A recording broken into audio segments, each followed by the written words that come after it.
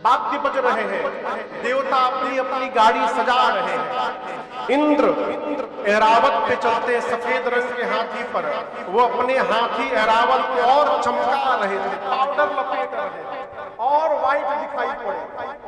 बगल में यमराज अपन करिया भैंसा लेके खड़े हो गए। बोले इनका वाहन इतना व्हाइट, हमारा वाहन ब्लैक, लगे उस पर शैम्पू लगा के रगड़ने। इंद्र बोले कितनों रगड़ियों गोर ना हुई। विष्णु भगवान किस पर चलते हैं? गरुड़ जी पर। वो गरुड़ जी को नहलाकर लाल रंग की चांदनी उड़ाकर माला पहना रहे हैं। कोई हंस को सजा रहा है, कुबेर पुष्पक विमान को सजाने में लगे हैं, लेकिन कोई नहीं सोच रहा है कि जिसके विवाह में चलना है उसको कौन सजाएगा। शंकर जी गणों से बोले देखो देवता आ भी गए तो मुझे सजा नहीं पाएंगे। गण बोले प्रभु क्यों? शंकर जी बोले मेरा श्रृंगार वही कर सकता है जो मेरा मन समझता है, और शंकर के मन को उनके गणों को छोड़कर दूसरा कौन समझता है। इसलिए आप लोग जितना सुंदर सजाएंगे हमको कोई नहीं सजा सकता। विनोद जी मान लीजिए आप शंकर जी के गण होते, मानने में क्या लागत है, मान लीजिए, और आपको शंकर जी बोल देते भगवान शिव की चलिए विनोद जी आप हमको सजाइए, तो ये सुनकर आप प्रसन्न होते कि उदास? बोल रहे प्रसन्न हो जाते, लेकिन आपको सुनकर आश्चर्य होगा शंकर जी के गण उदास हो गए। काहे उदास हो गए? जो कभी जीवन में अपना मेकअप नहीं किए थे, वो पहली बार ही टेंडर में दूल्हे का टेंडर मिल गया उनको।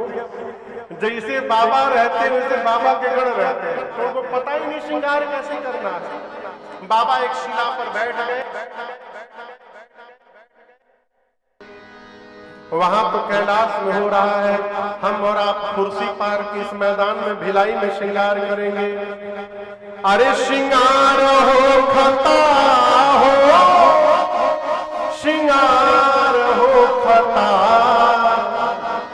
शिव दुल्हा सरकार के श्रृंगार हो खता, शिव दुल्हा सरकार के श्रृंगार हो खता। अब श्रृंगार हो खता हो,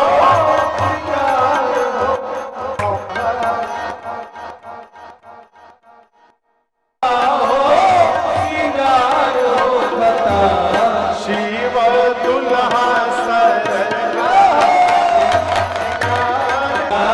हो, जटा के मुकुट सर्प मयूरी सवार हो, जटा के मुकुट सर्प मयूरी सवार हो। और क्या गोरा देह पर लिपन भभूति छार हो खता, गोरा देह पर लिपन भभूति छार हो खता, शिव दुल्हा सरकार के श्रृंगार हो खता, शिव दुल्हा सरकार के श्रृंगार हो खता। गोरा देह पर लिपन भभूति छार हो खता, गोरा देह पर लिपन भभूति छार हो खता, शिव दुल्हा सरकार के श्रृंगार हो खता, शिव दुल्हा सरकार के श्रृंगार हो खता।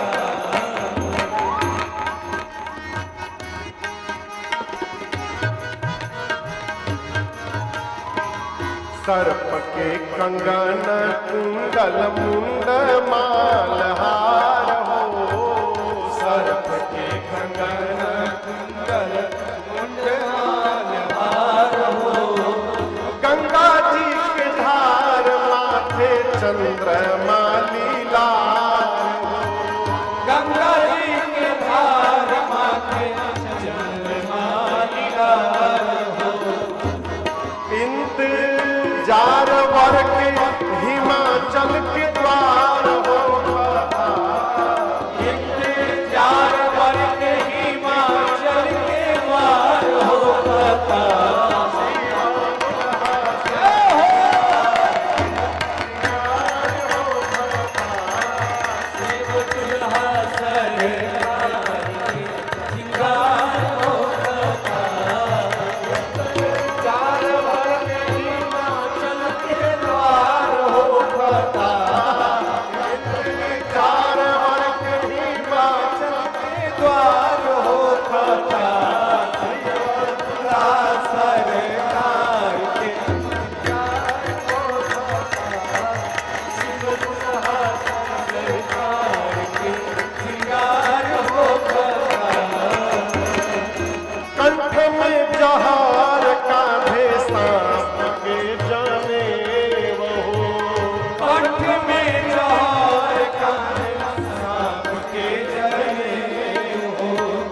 पहिरी बाघंबर दुल्हा बनले महादेव, पहिरी बाघंबर दुल्हा बनले महादेव।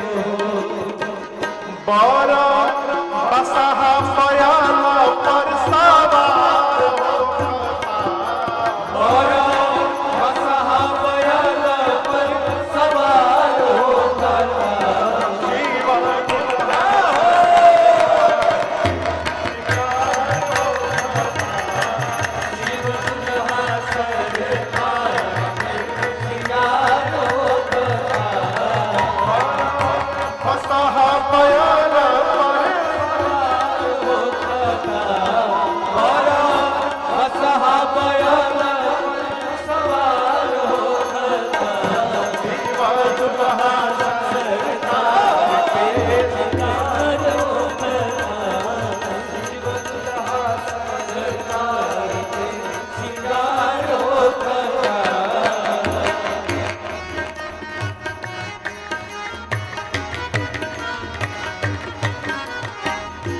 कर में त्रिशूल डमरू बाजे लागल बाजा, कर में त्रिशूल डमरू बाजे लागल बाजा। गौरी बियाहे चलले भूपवन के राजा, गौरी बियाहे चलले भूपवन के राजा। शिकारी पीछे से खूब जय जयकार हो, पीछे से खूब जय जयकार हो कथा। शिव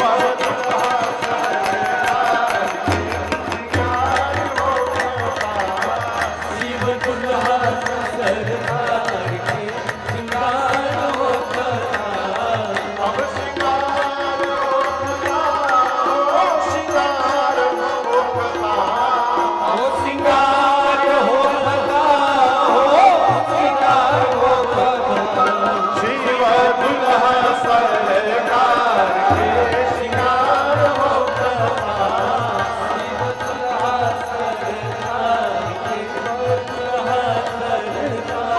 शिव दुल्हा सरकार के श्रृंगार हो कथा।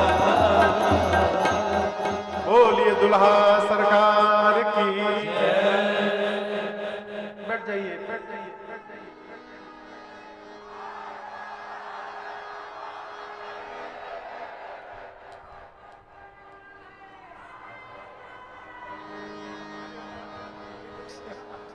बहुत सही,